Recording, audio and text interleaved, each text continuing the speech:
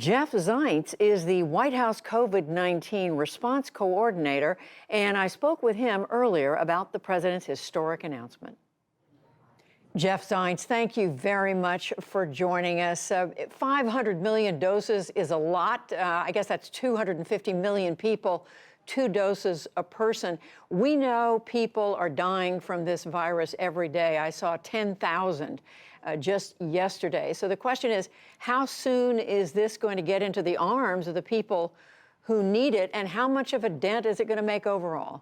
You are right to focus on how does vaccine become vaccination, and in other words, how do you get needles in arms? There are strong plans in each of the recipient countries to make sure that the vaccines become shots in arms as soon as possible so that we can save lives. The 500 million doses today is in addition to the 80 million doses that the president announced a few weeks ago that we're sharing from our U.S. supply of vaccines, and we will continue to share additional supply across the summer months.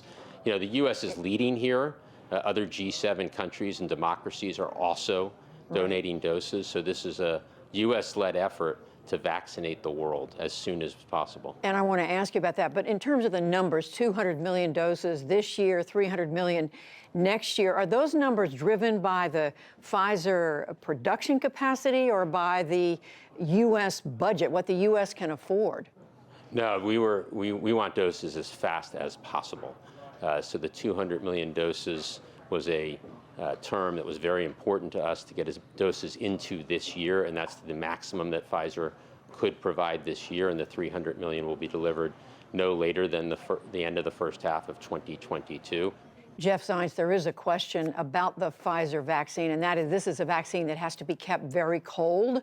What about, was there consideration given to another vaccine that could perhaps be distributed to many more places that don't have cold storage? Well, this is not mutually exclusive. The Pfizer vaccine is the mRNA technology, which has proven to be a very effective and very safe vaccine, importantly effective against all the variants. So it's important that we get those vaccines out to the world as soon as possible.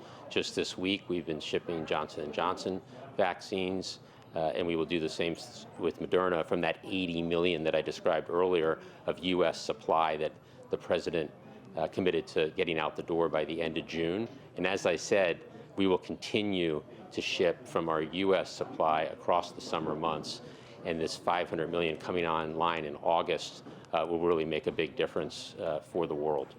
The president has said, Jeff Zients, no strings attached, but we know now that China and Russia have given a lot of vaccine to many countries around the world.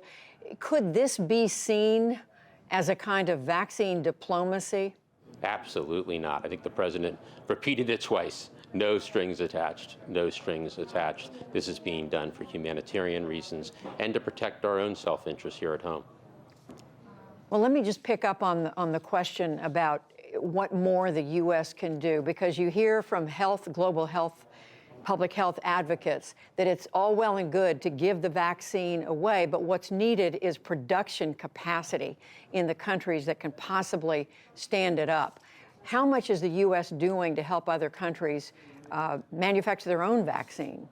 Well, the Quad partnership, which was announced a couple of months ago, which involves Japan, Australia, India, and the United States, is about creating capacity for 1 billion doses. We're doing supporting efforts in South Africa and other parts of the world. So you're right, it's not just about U.S. manufacturing. It's also about building these capabilities across the globe, and we'll continue those efforts as well as continuing to bring as many doses forward from our U.S. manufacturing capacity and from the U.S. supply of doses.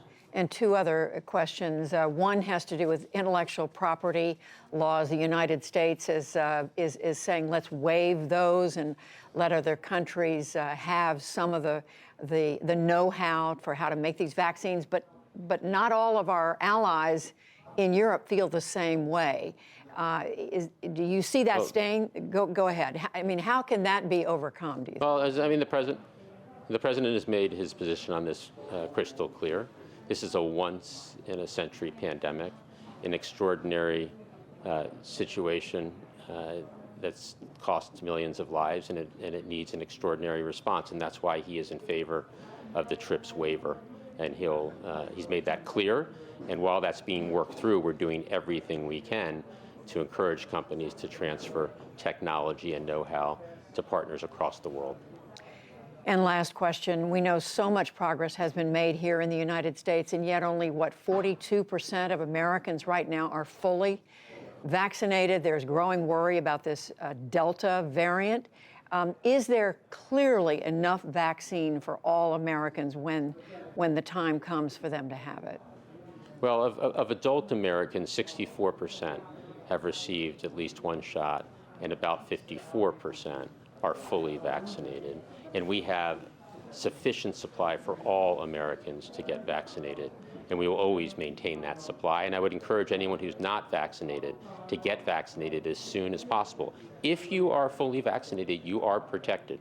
If you're not, then you are not protected, and you're also putting your loved ones, colleagues, friends at risk. So please get vaccinated as soon as possible. Jeff Zients, who is President Biden's coronavirus response coordinator, thank you very much, joining us from Cornwall, England. Thank you, Judy.